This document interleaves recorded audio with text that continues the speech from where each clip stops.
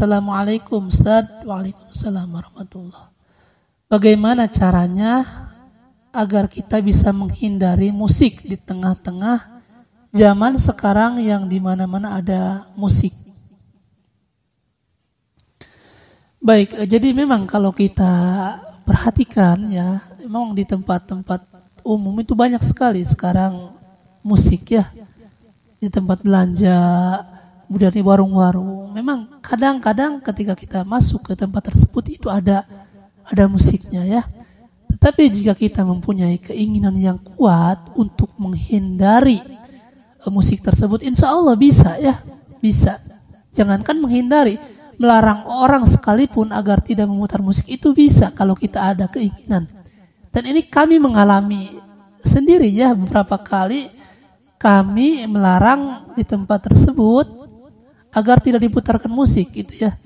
Misalnya ketika kami pulang dari rumah mertua, kemudian istri mengajak mampir ke warung bakso waktu itu, kemudian kami mampir, pas kami turun terdengar di sana ada musik ya.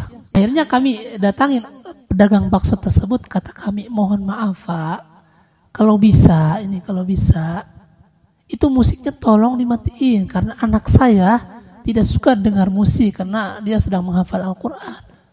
Kata pedagang tersebut, iya Pak, bisa katanya. Langsung dia matikan. Jadi kalau kita ada keinginan itu bisa ya, bisa dilakukan demikian. Cuman caranya dengan cara yang baik, minta izin dengan cara yang baik, dengan bahasa yang santun, itu bisa kok. Atau contoh yang lain lagi, jadi kami punya mertua jauh di tempat kami ya. Nah di kampung tersebut, di kampung mertua kami memang kebiasaan kalau ada acara itu selalu ramai dengan musik ya, dari pagi sampai sore, entah itu musik dangdut kah, atau musik qasidah kah, atau musik yang lainnya. Pokoknya selalu dari pagi sampai sore itu full dengan musik.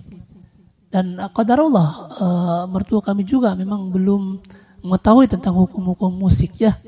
Nah, waktu itu kami diundang ke tempat tersebut dan mau tidak mau harus hadir ya. Tetapi istri kami sendiri memberikan syarat kepada orang tuanya, kepada mertua kami.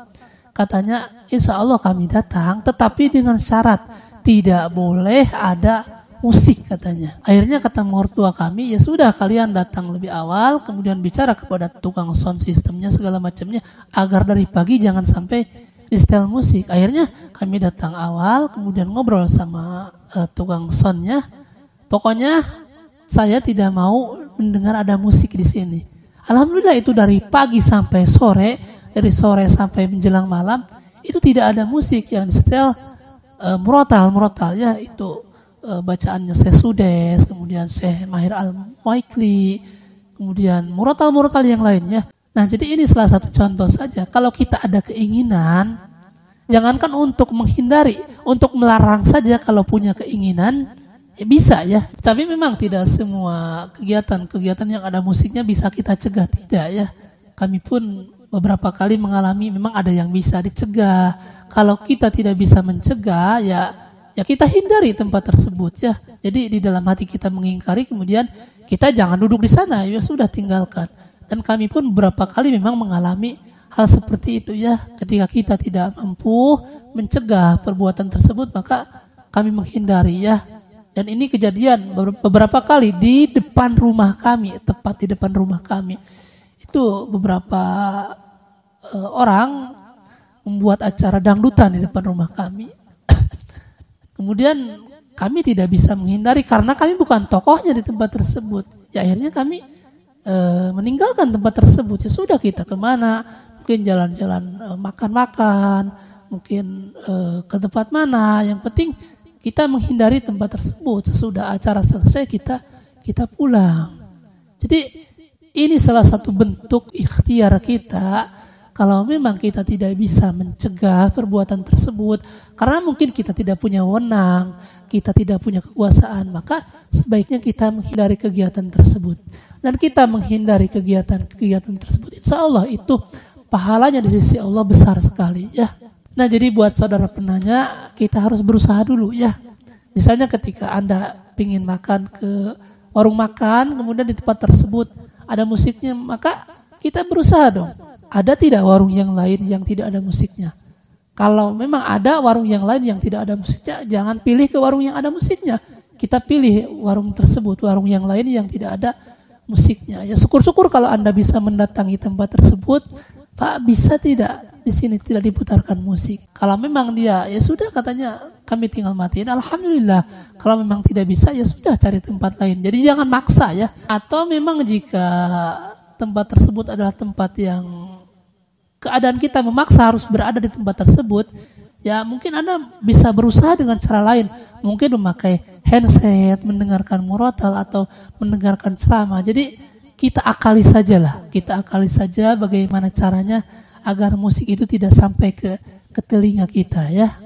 Dan kalau mau jujur-jujuran, dulu pun kami pecinta musik. Bukan waktu sebentar. Bukan hanya penggemar musik. Dulu pun kami bermain musik. Tetapi alhamdulillah Allah Subhanahu wa taala memberikan kemudahan kepada kami setelah kami mengenal manhaj salaf, kemudian mempelajari hadis-hadis Nabi, penjelasan-penjelasan para ulama. Akhirnya kami total meninggalkan musik. Bahkan sekarang kami yang paling keras mengharamkan musik ya.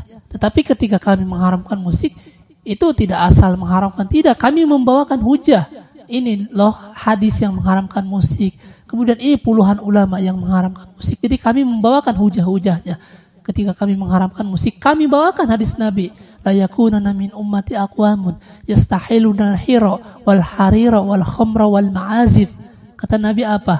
Akan datang dari umatku, kata Nabi, umat Nabi Muhammad, yang akan menghalalkan zina, yang akan menghalalkan khamr, yang akan menghalalkan sutra bagi laki-laki, dan akan menghalalkan alat-alat musik. Jadi di dalam hadis ini Rasul menyebutkan akan ada dari umat Nabi Muhammad yang akan menghalalkan alat-alat musik. Berarti hukum asalnya adalah haram. Ini Nabi yang menyebutkan.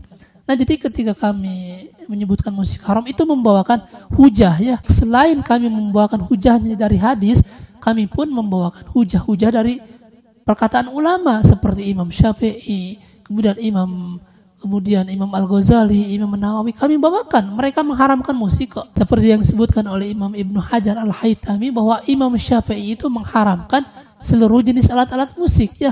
Sebagaimana yang beliau sebutkan, wa qad ulima min ghairi syakkin anna Syafi'i harrama sa'ira anwa'i zamri.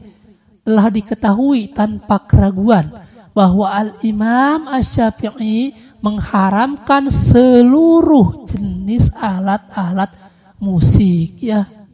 Jadi kalau rebana lain lagi, ini ada pembahasan. Rebana boleh dalam dua keadaan, di dalam walimah pernikahan atau hari raya Idul Fitri atau Idul Adha. Itu pun ada aturannya, siapa yang memainkannya, siapa yang menontonnya ya. Tapi selain itu, kata Imam Ibnu Hajar Al-Haytami bahwa Imam Syafi'i itu mengharamkan seluruh jenis-jenis alat-alat musik. Kemudian ulama yang lain pun puluhan banyak yang mengharamkan musik seperti Imam Ghazali, Imam Nawawi. Mereka semua mengatakan bahwa musik itu hukumnya haram ya. Al-ma'azifu wal autaru haramun li'annaha tasyuku ila sarbi wa huwa syi'arus sarbi. Sesungguhnya alat-alat musik dan alat-alat yang bersenar itu haram karena merupakan siarnya orang-orang yang suka minum khamr ya. Di dalam penjelasan yang lain, al-ma'azifu wal autaru yahrumu isti'maluhu wastima'uhu. Sesungguhnya alat-alat musik dan alat-alat yang bersenar itu haram penggunaannya atau menggunakannya, dan haram juga mendengarkannya. Nah, jadi ketika kami menyebutkan musik haram, bukan sekedar musik haram, bukan. Kami membawakan hujah, yaitu hadis-hadis Nabi yang mengharamkannya, kemudian membawakan perkataan ulama yang mengharamkan musik.